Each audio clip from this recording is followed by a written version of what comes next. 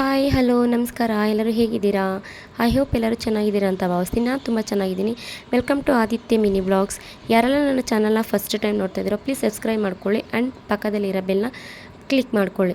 ಇವತ್ತು ಮಾರ್ನಿಂಗ್ ಸ್ವಲ್ಪ ಕೆಲಸ ಇತ್ತು ನನಗೆ, ಆದ್ದರಿಂದ ಮಾರ್ನಿಂಗ್ ಬೇಗ ಎದ್ದು ಫಿ ಎಫ್ ಆಫೀಸ್ಗೆ ಹೋಗಿದೆ. ಬಟ್ ಆ ಫಿ ಎಫ್ ಆಫೀಸಿಂದ ಬಂದು ಮಕ್ಕಳೆಲ್ಲರೂ ಕೂಡ ನನಗೆ ತಣ್ಣಿಗೆ ಏನಾದರೂ ಬೇಕು ಅಂತ ಹೇಳಿದರು. ಸೊ ಓಕೆ ಆಯಿತು ಅಂತ ಅಂದ್ಬಿಟ್ಟು ನಾನು ಪೂಜೆಗೆ ಅಂತ ಫ್ರೂಟ್ಸ್ ತಂದಿದ್ದೆ. ಅದರಲ್ಲಿ ಪೈನಾಪಲ್ ಇತ್ತು. ಪೈನಾಪಲ್ನ ಕಟ್ ಮಾಡಿ ನೀಟಾಗಿ ಸಣ್ಣ ಸಣ್ಣದಾಗೆಲ್ಲ ಅದ್ರದ್ದು ಇದನ್ನೆಲ್ಲ ತೆಗೆದು ಸಣ್ಣ ಸಣ್ಣದಾಗಿ ಕಟ್ ಮಾಡಿಕೊಂಡು ಅದ್ರದ್ದು ನಾನು ಜ್ಯೂಸ್ ಮಾಡಿ ಕೊಟ್ಟೆ. ಮಕ್ಕಳು ಅಂತಂದರೆ ಈ ಸೆಕೆಗೆ ಏನು ಕೊಟ್ಟರು ಅವ್ರಿಗೆ ಕಡಿಮೆ ಕಡಿಮೆ ಅಂತ ಅನಿಸುತ್ತೆ. ಆದಷ್ಟು ಲಿಕ್ವಿಡ್ ಐಟಮ್ ಕೊಟ್ಟಷ್ಟು ನಮಗೇನು ಕೂಡ ತುಂಬ ಒಳ್ಳೆಯದು. ಆ್ಯಂಡ್ ಮನೇಲಿದ್ದಾಗ ಏನಾದರೂ ಒಂದು ಮಾಡಿಕೊಡೋದಕ್ಕೆ ನಾನು ಪ್ರಯತ್ನ ಪಡ್ತಾನೆ ಇರ್ತೀನಿ. ಆ್ಯಂಡ್ ಅವ್ರು ಏನೇನು ಕೇಳ್ತಾರೋ ಅದನ್ನೆಲ್ಲನೂ ಕೂಡ ನಾನು ಮಾಡಿಕೊಡ್ತೀನಿ. ಸಣ್ಣದಾಗಿ ಕಟ್ ಮಾಡಿಕೊಂಡು ಒಂದು ಮಿಕ್ಸಿ ಜಾರ್ಗೆ ಹಾಕ್ಕೊಂಡು ಸಕ್ಕರೆ ಮತ್ತು ಚೂರು ಸಾಲ್ಟು ಆ್ಯಂಡ್ ಸ್ವಲ್ಪ ನೀರು ಹಾಕಿ ಚೆನ್ನಾಗಿ ಗ್ರೈಂಡ್ ಮಾಡ್ಕೊಂಡಿದ್ದೀನಿ. ಅದನ್ನು ಮಾಡಿಕೊಂಡು ಏಕೆಂದರೆ ಎರಡು ಟೈಮ್ ಗ್ರೈಂಡ್ ಮಾಡಿದ್ದಾಯಿತು ನಾನು.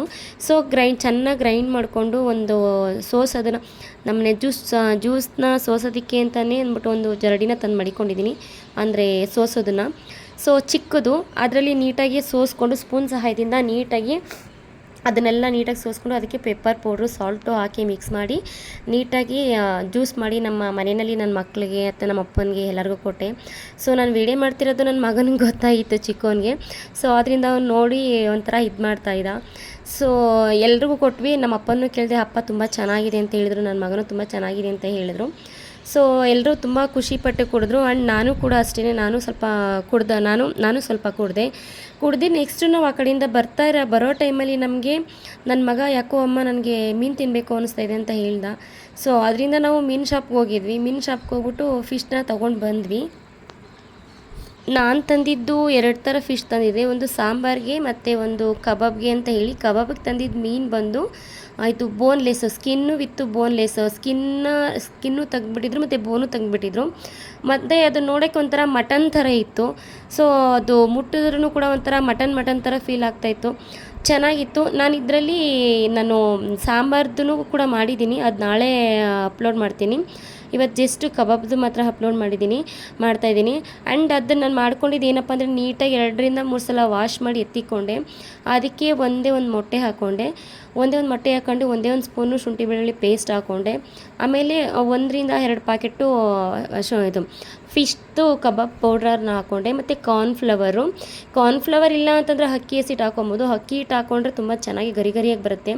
ಎರಡನ್ನೂ ಫುಲ್ಲು ಮಿಕ್ಸ್ ಮಾಡಿಕೊಂಡು ಅದಕ್ಕೆ ರುಚಿಗೆ ಎಷ್ಟು ಬೇಕು ಉಪ್ಪು ಅಷ್ಟನ್ನು ಹಾಕೋಬೇಕಾಗತ್ತೆ. ಸೊ ನಾನಿಲ್ಲಿ ಏನು ಮಾಡಿದೆ ಅಂದರೆ ಮೀನನ್ನ ನೀಟಾಗಿ ತೊಳೆದು ಅದಕ್ಕೆ ಮತ್ತು ನಿಂಬೆಹಣ್ಣು ಮತ್ತು ಉಪ್ಪನ್ನ ಹಾಕಿ ನೀಟಾಗಿ ಮಿಕ್ಸ್ ಮಾಡಿ ಒಂದು ಕಡೆ ಎತ್ತಿಕೊಂಡಿದ್ದೀನಿ. ಸೊ ಅದನ್ನು ನಾನು ಇದರಲ್ಲಿ ಇದು ಮಾಡ್ಕೊಂಡಿದ್ದೆ, ಕ್ಯಾಪ್ಚರ್ ಮಾಡಿಲ್ಲ ನಾನು ಇದರಲ್ಲಿ. ಸೊ ನೀಟಾಗಿ ಫುಲ್ಲು ನೀಟಾಗಿ ಎಲ್ಲ, ಯಾಕೆಂದರೆ ಅದರಲ್ಲಿ ಗಂಟು ಇರಬಾರ್ದು, ಗಂಟು ಆಗದೇ ಇರೋ ಥರ. ಯಾಕೆಂದರೆ ಹಸಿಟ್ಟು ಗಂಟು ಆಗಿಬಿಡುತ್ತೆ, ನಾವು ಕಾರ್ನ್ಫ್ಲವರಲ್ಲಿ ಹಾಕಿರ್ತೀವಲ್ಲ. ಸೊ ಅದೆಲ್ಲ ಗಂಟು ಆಗಿಬಿಡುತ್ತೆ.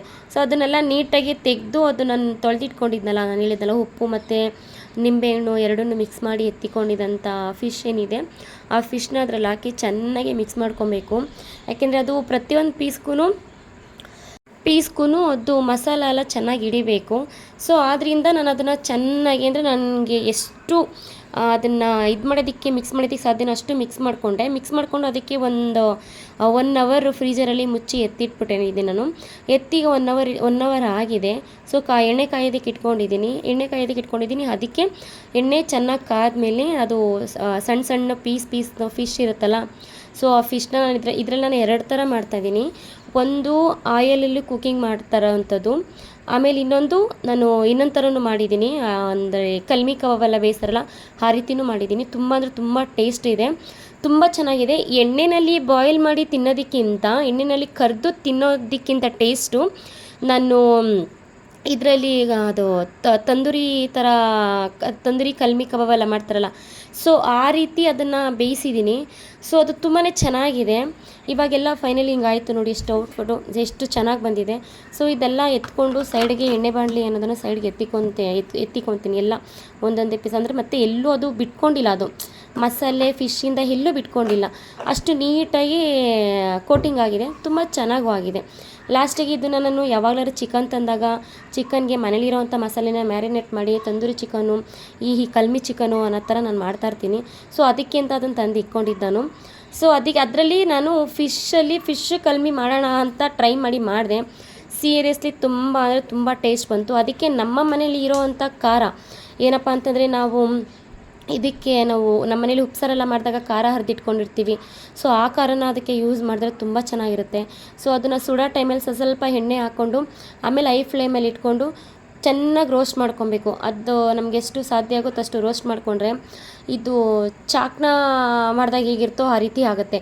ಅಂದರೆ ಇದರಲ್ಲಿ ಯಾವುದೇ ರೀತಿ ನಾನು ತಂದಿರೋ 2 ಫಿಶಲ್ಲೂ ಆಯಿಲ್ ಅನ್ನೋದು ಏನಿಲ್ಲ. ಸಾಂಬಾರಿಗೆ ಎಲ್ಲ ನೀಟಾಗಿ ಬೇಯಿಸಿ ಎತ್ತಿಕೊಂಡಿದ್ದೀನಿ. ಆಲ್ಮೋಸ್ಟ್ ನನ್ನ ಮನೇಲಿದ್ದರೆ ಮಕ್ಳಿಗೆ ಏನು ಇಷ್ಟ ಆಗುತ್ತೋ ಅದನ್ನು ನಾನು ಮಾಡಿಕೊಡ್ತೀನಿ. ಮಾಡ್ಕೊಡೋದಕ್ಕೆ ನನಗೂ ಖುಷಿನೇ. ಸೊ ಮಾಡಿಕೊಡ್ತೀನಿ. ಇವತ್ತಿನ ವಿಡಿಯೋ ಇದಾಗಿತ್ತು. ಇವತ್ತಿನ ವಿಡಿಯೋ ನಿಮ್ಗೆ ಏನಾದ್ರು ಇಷ್ಟ ಆಗಿದೆ ಲೈಕ್ ಮಾಡಿ, ಶೇರ್ ಮಾಡಿ, ಕಮೆಂಟ್ ಮಾಡಿ ಆ್ಯಂಡ್ ಸಪೋರ್ಟ್ ಮಾಡಿ. ಮರೀದೆ ಸಬ್ಸ್ಕ್ರೈಬ್ ಮಾಡ್ಕೊಳ್ಳಿ. Thank you so much.